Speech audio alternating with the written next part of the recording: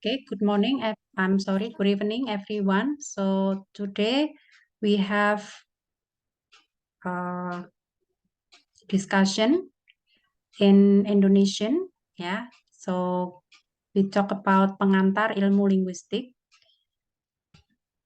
Di sini saya akan membahas atau mereview kembali tentang definisi linguistik.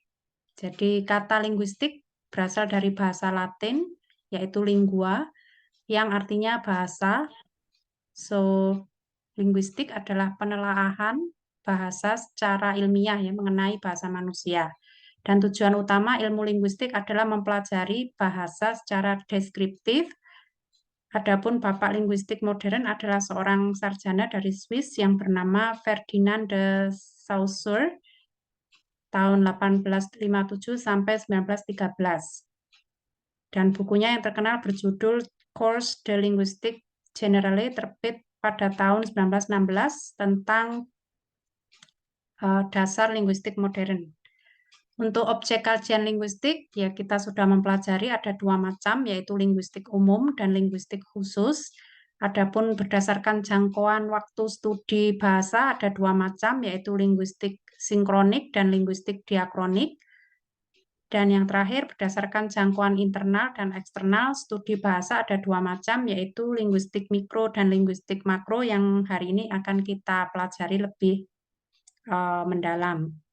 Untuk subdisiplin atau cabang ilmu linguistik, kemarin kita sudah mempelajari linguistik mikro, terdiri dari fonetik, fonologi, morfologi, sintaksis, semantik, pragmatik, dan leksikologi.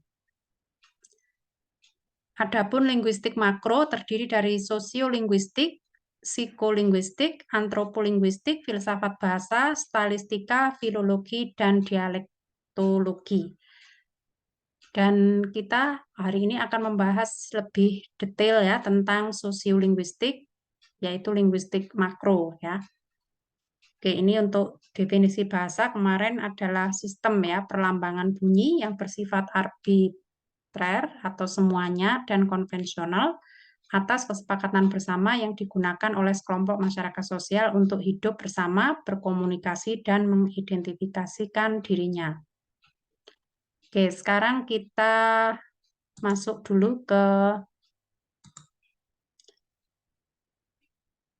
sosiolinguistik ya.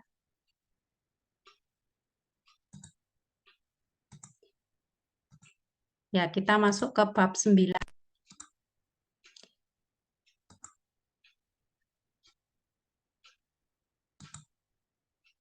Ya, sekarang kita akan membahas lebih detail tentang sosiolinguistik. Jadi definisi sosiolinguistik, sosiolinguistik itu berasal dari kata sosio yang mengacu pada kata sosial yang berarti masyarakat dan linguistik yang berarti ilmu tentang unsur-unsur bahasa. Sosiolinguistik menurut Haer dan Agurtina 2004 adalah ilmu yang tidak hanya mempelajari tentang teori bahasa, tapi juga aspek-aspek bahasa yang digunakan oleh masyarakat. Kemudian ada variasi bahasa, jadi wujud variasi bahasa terdiri dari idiolek, dialek, tingkat tutur atau speech level, ragam bahasa, dan register. Variasi bahasa berdasarkan jangkauannya terdiri dari variasi regional dan variasi sosial.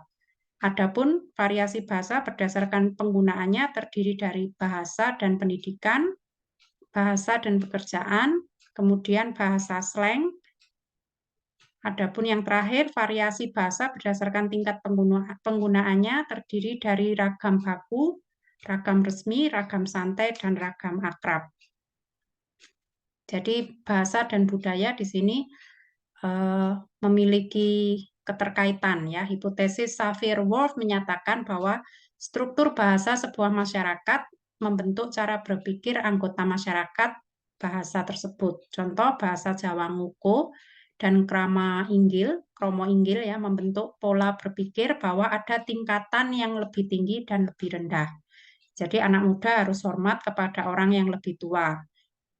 Siswa harus hormat terhadap gurunya, seperti itu ya. Kemudian ragam halus, bahasa di Eropa tidak terlalu detail sehingga membentuk pola berpikir kesetaraan dalam kehidupan sehari-harinya. Untuk istilah-istilah dalam sosiolinguistik kita mempelajari lagi nanti dibaca sendiri di bukunya tentang sosiolinguistik, ada kontak bahasa, bilingualisme, diglosia, kemudian istilah berikutnya lingua franca, kemudian ada pidgin dan kreol, kemudian ada alih kode, campur kode, interferensi bahasa, integrasi bahasa, dan pergeseran bahasa. Nah, untuk latihan soalnya kemarin kita, hari ini ya, kita akan menjawab beberapa pertanyaan terkait sosiolinguistik. Jadi menurut Anda, apa yang dimaksud sosiolinguistik dan berikan contoh kasus ya yang menunjukkan adanya kasus sosiolinguistik. Kita lihat dulu jawaban dari grup 4 ya. Mungkin dari grup 4 ada yang mewakili? Siapa? Di sini ada siapa? Syahnaya, Grania, Naina. Untuk jawaban nomor 1 dan nomor 2. Ya, Mem. Oh ya, silakan. Menurut grup 4 ya. Untuk nomor 1, Hmm. ya, misal dari kata sosio yang mengacu pada kata sosial, yang berarti masyarakat, dan linguistik yang merujuk pada ilmu yang mempelajari bahasa, khususnya unsur-unsur bahasa. Dengan demikian, sosiolinguistik dapat diartikan sebagai ilmu yang mempelajari teori-teori bahasa dan dikaitkan dengan hubungan masyarakat. Ya, yang kedua, contohnya. Yang kedua, contoh kasus sosiolinguistik yang ada di Indonesia yaitu pari yang artinya tanaman padi, gabah yang artinya padi yang sudah dituai namun belum dikupas, beras yang artinya gabah yang sudah digiling atau dikupas kulitnya, sego yang artinya padi yang sudah dimasak, sekol atau ragam halus dari sego, dalam bahasa Perancis juga disebut du riz, dan dalam bahasa Inggris disebut rice. Oke, thank you untuk grup 4 ya. Berikutnya dari grup 10, ada Dania, Syakila, Nisrina, Anissa menjawab pertanyaan nomor 3 dan 4. Ya, silakan perwakilannya.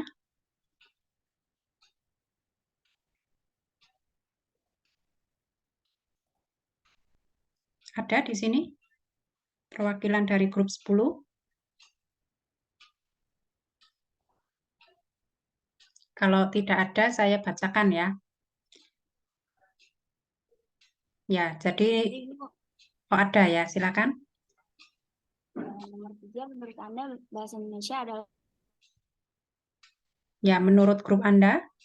Ya, menurut kami bahasa Indonesia adalah sebuah bahasa independen dan bukan sebuah dialek Melayu. Meski bahasa Indonesia memiliki hubungan historis dengan bahasa Melayu, tetapi bahasa Indonesia telah mengalami perkembangan yang signifikan sehingga mereka memiliki ciri khas dan identitas sendiri. Yang nomor 4? Nomor 4, identifikasikanlah komunitas bahasa di tempat tinggal Anda. Apakah ada fenomena bilingualisme serta diglosia di komunitas bahasa tersebut?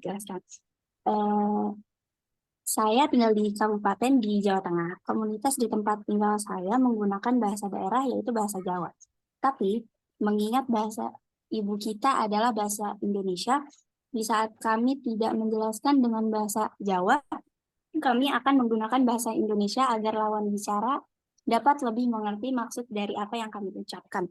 Terkadang juga ada orang yang hanya dapat berbicara dengan bahasa Jawa karena faktor lamanya beliau tinggal di daerah ini.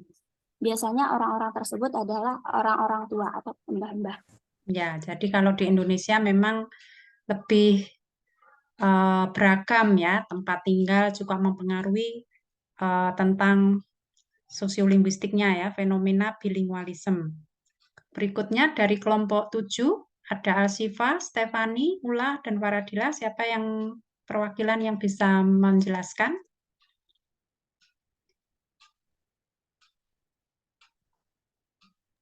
Iya, Mem. Ya, silakan. Apakah ada bentuk-bentuk bahasa yang menunjukkan solidaritas dan kesopanan dalam lingkungan Anda? Berikan contoh. Bahasa Indonesia masih dipergunakan sebagai bahasa pemersatu di lingkungan kami. Di Malang terutama banyak yang menggunakan bahasa Jawa sebagai bahasa sehari-hari. Banyak juga variasi bahasa yang bisa digunakan antar pembicara sesuai konteks dan waktu. Contohnya, jika sedang berbicara dengan orang yang lebih tua, orang yang lebih muda biasanya menggunakan bahasa Jawa halus seperti panjenengan, sinten, boten, dan lain-lain. Nomor Ya. 6. Apakah keuntungan dan kerugian adanya lingua franca di dunia? Keuntungannya yang pertama yaitu meningkatkan perdagangan internasional. Yang kedua, bahasa universal dapat memperluas wawasan seseorang tentang budaya dan cara hidup di negara lain. Yang ketiga, dengan adanya bahasa universal, orang dari berbagai negara dan budaya dapat berkomunikasi dengan lebih mudah dan efektif. Tetapi ada juga kerugian dari lingua franca, yaitu yang pertama, memperkuat dominasi budaya yang dominan. Yang kedua, merusak keanekaragaman bahasa. Dan yang ketiga, tidak semua orang setuju dengan bahasa universal yang dipilih. Ya, terima kasih untuk grup 7 ya. Kita lanjut ke grup 5. Pertanyaan terakhir, mungkin ada perwakilan dari grup 5.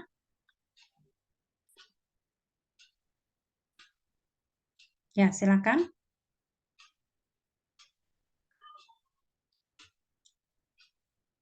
Ya.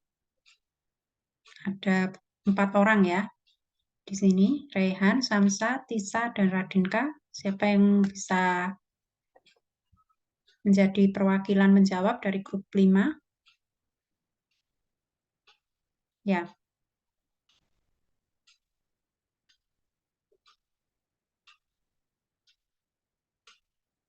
Belum ada? Oke, saya bantu menjelaskan ya untuk pertanyaan yang ketujuh, yaitu sebutkan dan jelaskan macam-macam pengucapan konsonan.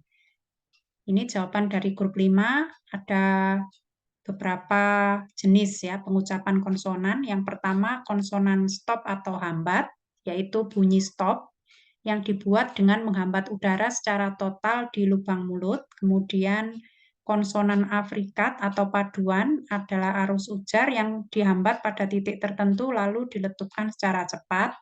Kemudian konsonan frikat atau desis, yaitu bunyi yang dihasilkan dengan menghambat sebagian udara dan membiarkan sebagian udara lewat sehingga menghasilkan bunyi desis. Berikutnya konsonan lateral atau sampingan, yaitu bunyi yang dikeluarkan melalui samping kiri dan kanan lidah. Kemudian ada konsonan trill atau getar, yaitu arus ujar dikeluarkan melalui kanan dan kiri lidah lalu digetarkan. Berikutnya konsonan nasal, yaitu arus ujar dihambat pada titik tertentu lalu dikeluarkan melalui hidung. Dan yang terakhir konsonan semivokal, yaitu arus ujar awalnya diganggu oleh posisi lidah lalu diganggu oleh titik artikulasi tertentu. Ya, jadi itu tadi ya pembahasan kita tentang sosiolinguistik. Ya, mungkin ada yang mau ditanyakan?